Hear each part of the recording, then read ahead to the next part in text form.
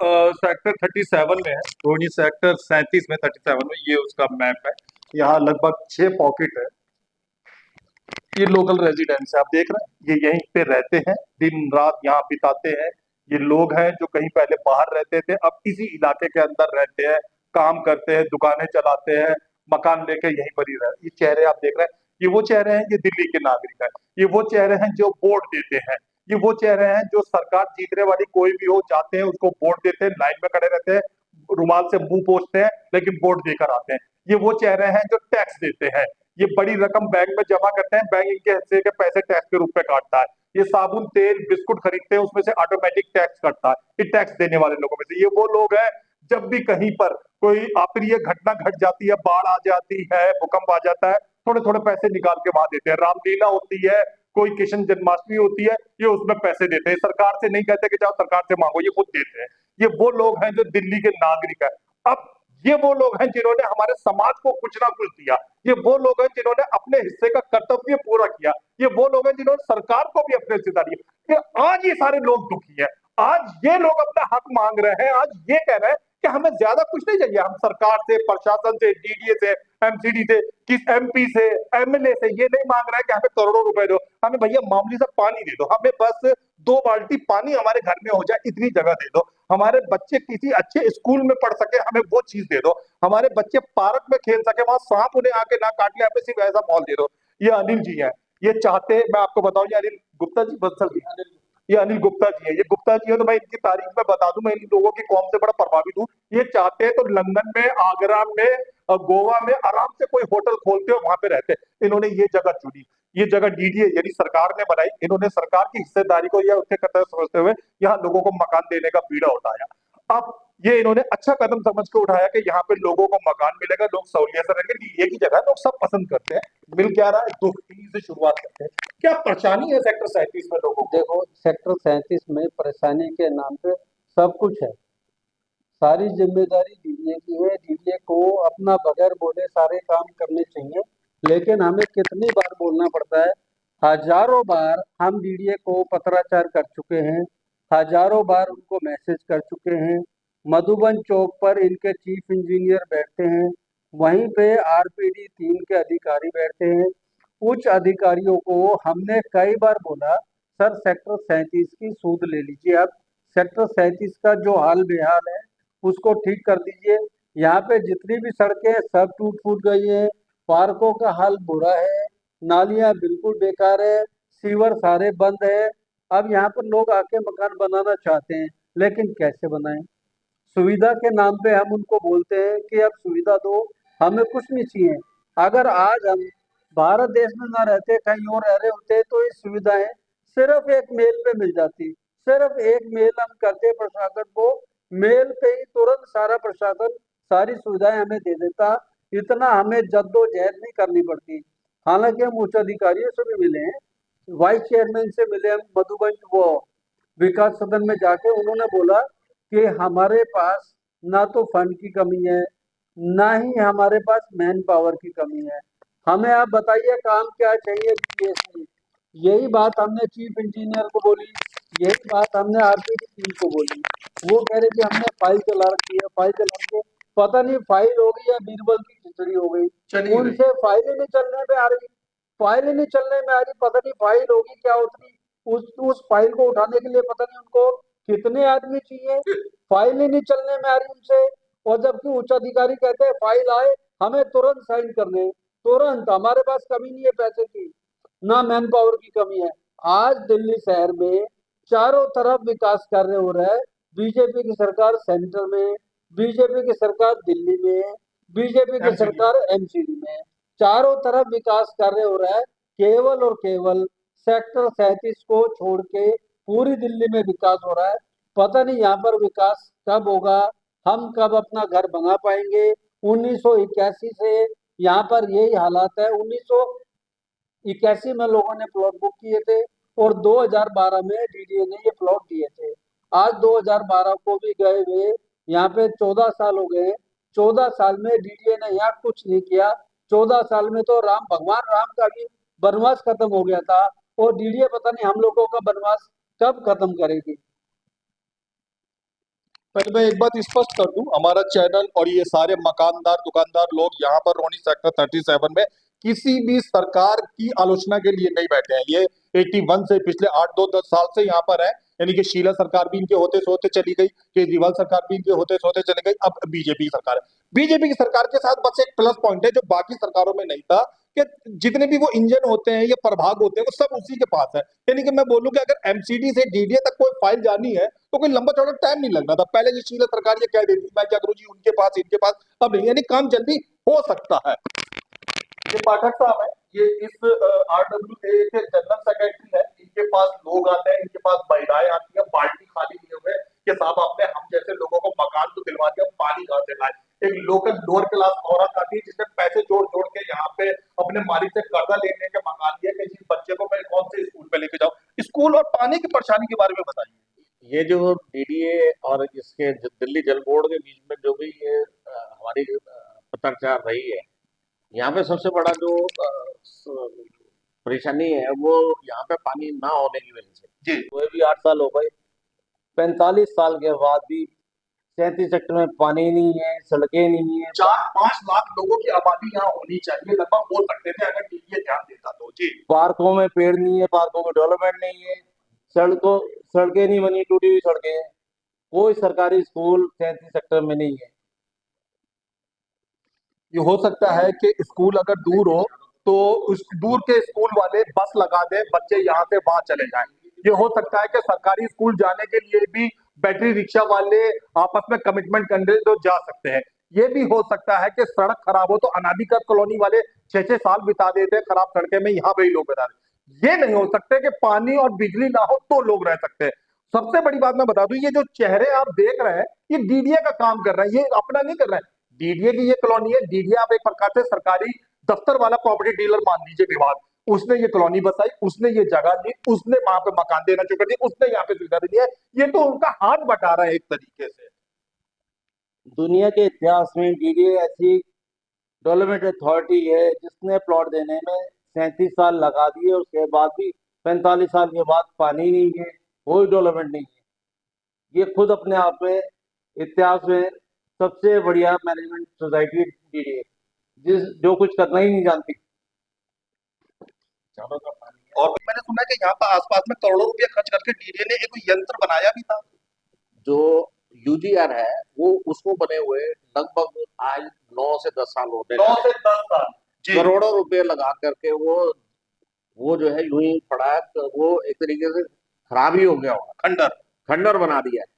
Building उसके जो है अभी ऑडिट के लिए वो भी बोल रहे थे कि लेकिन अभी उसका शायद क्या होगा पता नहीं। अभी अभी तो यूजीआर को हैंडओवर भी नहीं दिया है जल बोर्ड ने, और वो पेंडिंग चलता आता है, जबकि ये सब चीजें ऑटोनोमस बॉडी दोनों है, डीडीए भी और जल बोर्ड भी, उनको ऑटोमेटिकली एज एन प्रोसेस जो है ना उसका हैंडओवर लेना चाहिए, और आम जनता को, पब्लिक को जो कि लंबे समय से इंतजार कर रही है, उसको तुरंत अविलंब पानी देना चाहिए।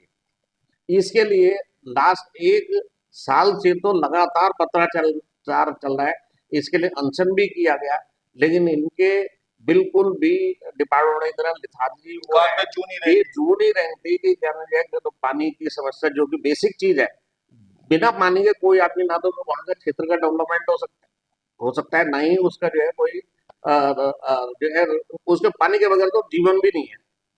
अब इन सब चीज समस्याओं को आप किसी परिवार को या किसी उससे उनके जो लॉजिक बनते हैं कि भाई ये यहाँ पर जो है यहाँ में तो लोग बाग है ही नहीं, अरे लोग बाग होंगे कहाँ से जब तक आप पानी नहीं देंगे। बिजली पानी की एक मूलभूत सुविधाएं ऐसी है जिसके बगैर तो डेवलपमेंट हो ही नहीं सकता। अब मजाक देखिए, एक विभाग ये कह रहा है हम वहाँ पानी इसलिए नहीं दे रहे क्योंकि लोग नहीं आए, लोग कह रहे हैं हम यहाँ इसलिए नहीं आ रहे हैं कि पानी नहीं आए। मतलब बात ऐसे ही टली जा रही, लोग आए पानी ले, पानी बात, और लोग कह रहे हैं पानी दो तभी तो हम आए। जी बिल्कुल। अब इसके लिए लगातार आप कितने अंतहीन जो है ना पत्राचार करने के बावजूद भी अगर इनेक्शन नहीं होता तो इन बॉडियों का क्या करेंगे। जल बोर्ड बिल्कुल जीरो है हमारे लिए, डीडीए की तरफ से जो है कोई सपोर्ट नहीं है। आज अभी हमारे को पता लगा कि वो टैंकर की जो टेम्परेरी सप्लाई दी गई थी वो भी जो है स्टॉप कर दी गई है।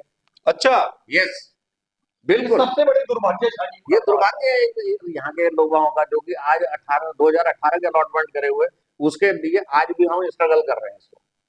तो हमारे तो सिर्फ इनके जो अधिकारी हैं, चीफ इंजीनियर है, जो अपने इंजीनियर मेंबर है, इस समस्याओं का जो कि बेसिक है उसकी तरफ अविलंब ध्यान देना चाहिए और इसको जो है तुरंत चालू कराना चाहिए पानी की सब। टोटल मार के कि सेक्टर 36 और 37 ऐसा इनका दुर्भाग्य है कि चारों तरफ कॉलोनी है और वहां पे भरपूर पानी है और वेस्ट होता रहे, लेकिन इस सेक्टर को ये छोटे से सप्लाई जो है ना मिनिमम है। अभी अभी आबादी यहाँ पर 10% लगा लो, 15% लगा लो, अगर 20-30% अगर हो जाए तो यहाँ पे तो जीना दुर्भर हो जाए। उसको भी ये पानी सर्व नहीं कर सकते।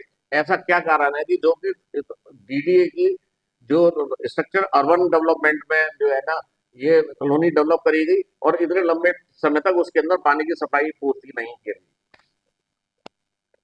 80% भूमिका अदा करी और इन लोगों ने सरकार से कभी कुछ नहीं मांगा। सीधा साधा वर्ग है, व्यापारी वर्ग है, चुपचाप वोट देता है, सरकार को सहयोग देता है, अपने ऑफिस में आके बैठ जाते हैं और अपना काम करना शुरू कर देते हैं।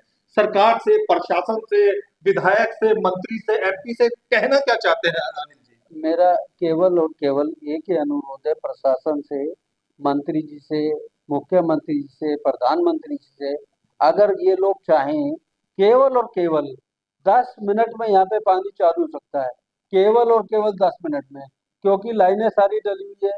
यूजीआर 36 और 37 में बना हुआ है, जो कमांड टैंक है, पानी केवल छोड़ना है। पानी की लाइनें भी यहाँ पे आई हुई है और रोहिणी 36-37 के चारों तरफ पानी है, चारों तरफ पानी है, हर कच्ची कॉलोनी में पानी है, लेकिन इसमें पानी नहीं है।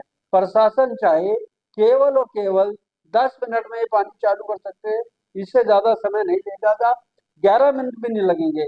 तो मेरा हाथ जोड़ के अनुरोध है इन सब से, अपना मुख्यमंत्री जी से, कि हमारी अपना सुनवाई हो और पानी हमें जल्द से जल्द दिया जाए।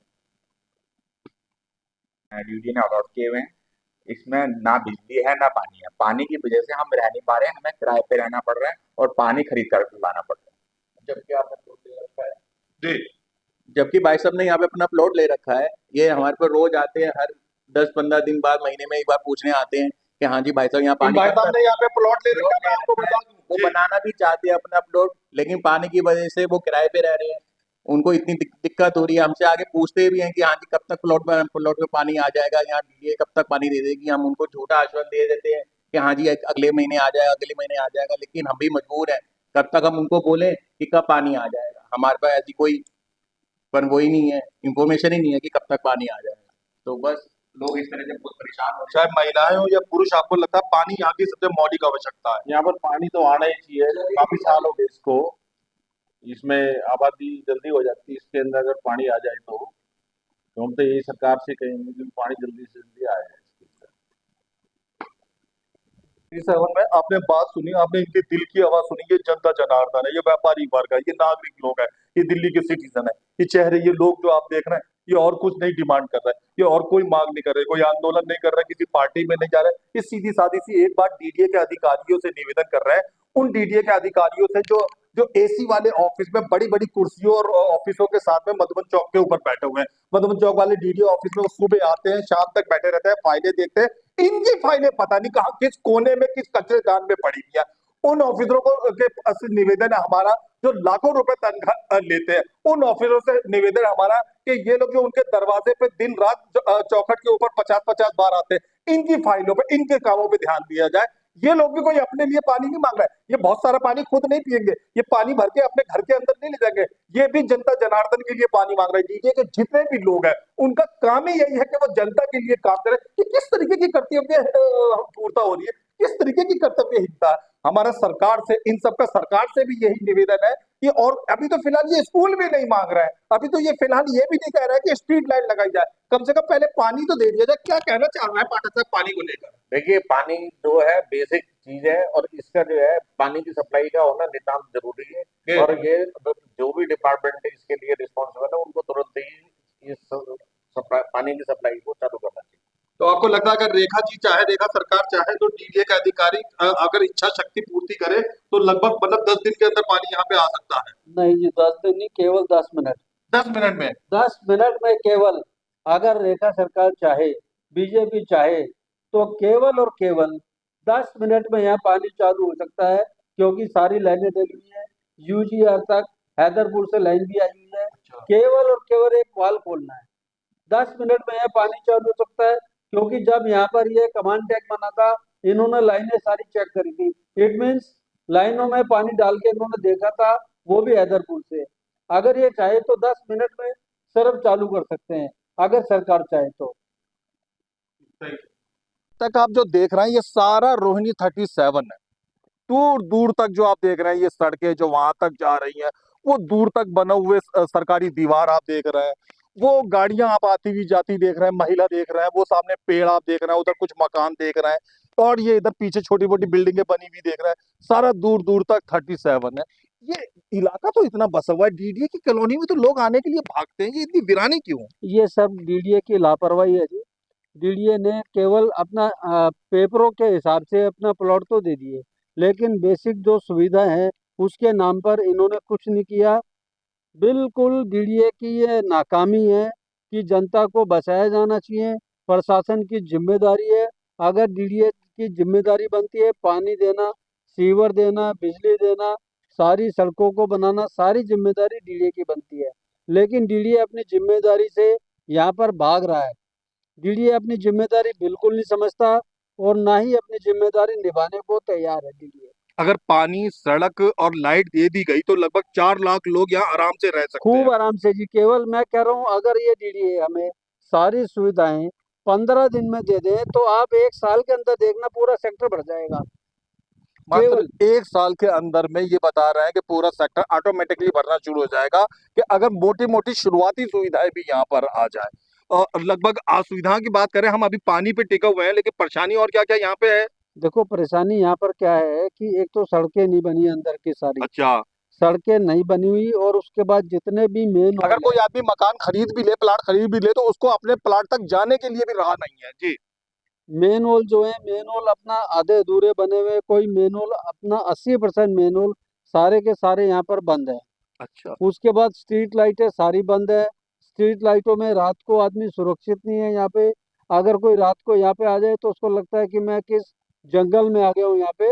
बिल्कुल अपना वीरान सुनसान। वीरान सुनसान में आ गया हूँ। और जबकि ये सेक्टर यूईआर पे है, यूईआर अपना बिल्कुल, और ये डीडीए का ड्रीम सेक्टर है। डीडीए के उच्च अधिकारी बोलते हैं कि ये सेक्टर 36 और 37 हमारा ड्रीम सेक्टर है, हम इसको ऐसा बना देंगे गुड़गांव से भी बढ़िया। आज अच्छा। हम गुड़गांव में क्या हुआ है, हम्म। अगर यही चीज प्राइवेट बिल्डर के हाथ में दे देते तो हमें इतनी बातें ना तो करनी पड़ती।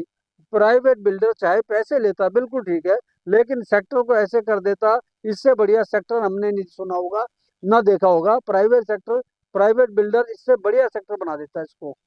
अब इस समय सेक्टर 37 के C2 ब्लॉक में मौजूद है। C1 से लेकर और बाकी जो 6 ब्लॉक है, 5 ब्लॉक है, वहाँ पे क्या दशा है? वहां पे बिल्कुल एक तरीके से ये समझिए गांव से बना रखे हैं, अच्छा, जंगल टाइप का। जंगल।